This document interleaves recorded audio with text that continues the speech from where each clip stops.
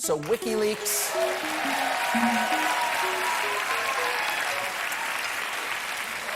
So WikiLeaks, Alex Jones, and these subreddit sub-geniuses, and I mean this in the nicest way possible, grow the up.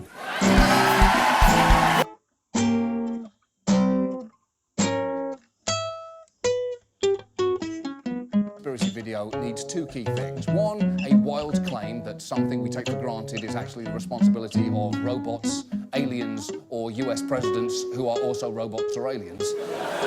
And two, you need an eye for incredibly specific detail and an ability to make wild accusations with complete confidence. Goodbye, Dinah. Goodbye.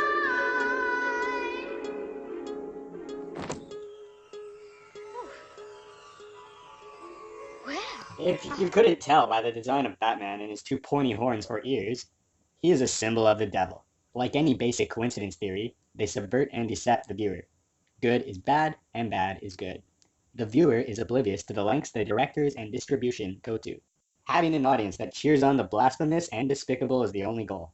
Everything else is secondary. The pharaohs are still the kings of the entire intelligent world. The aristocrats are the aristocrats, through infiltrating the Greeks from Egypt, Rome from Greece, and so on and so on. The most important ritual our hidden invisible masters have forever paraded in front of us for millennia is the basic Mithras. The fake king, the jester.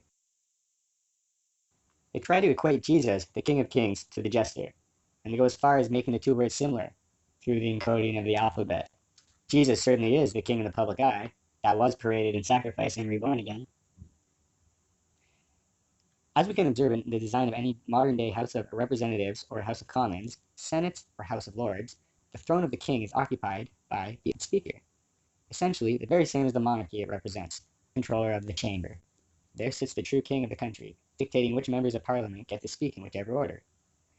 And the elected members are the messiahs of their districts. They are the clowns, the fools, the entertainers of the throne room, both representing the mass symbolically and entertaining the masses, creating the idea that democracy truly gives people power, which it doesn't.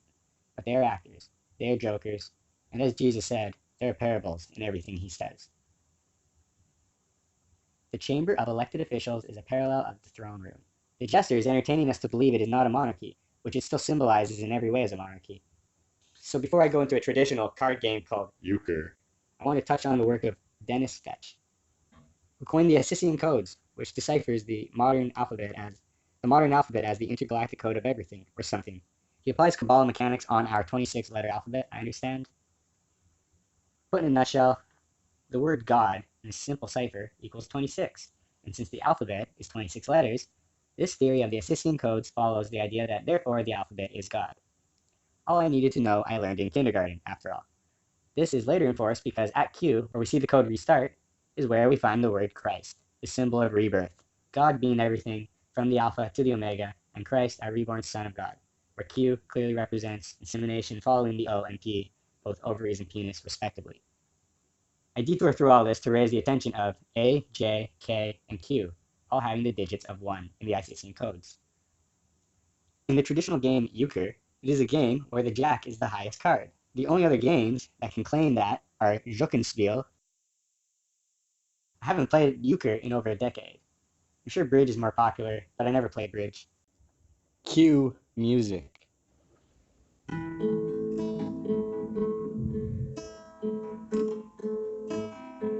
This game, Euchre, refers to the strongest suit each round as the trump suit, and the jack of that suit would become the best card of the deck, as well as the opposing jack of the suit of the same color becoming the second highest card for the round. Yes, encoded in this simple senior-friendly game of Euchre, the Trump clown was the highest and most elevated of all the clowns we parade and sacrifice around in the public eye.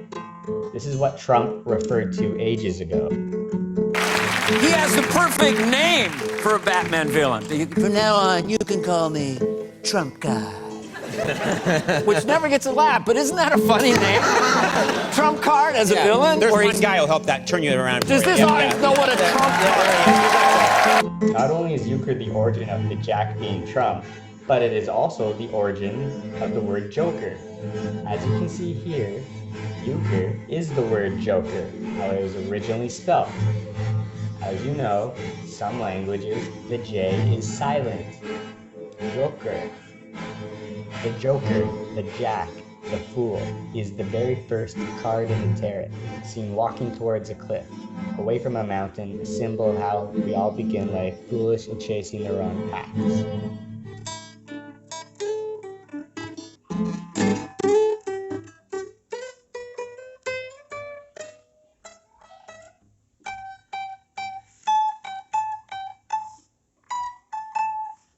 Just as he is the first tarot card, Aries is the first zodiac. Both of them represent germination, as well as the first of 12 human body systems we have, the first being the cerebrum mostly, as symbolized by the ram's horns and the jester's fool hat.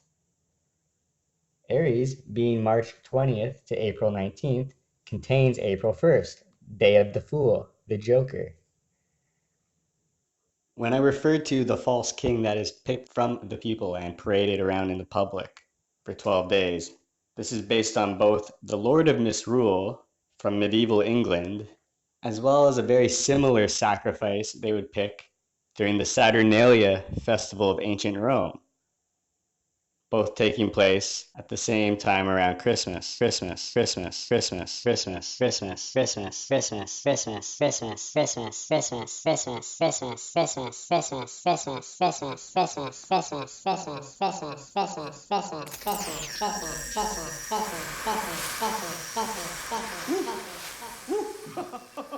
Oh, I got a live one here.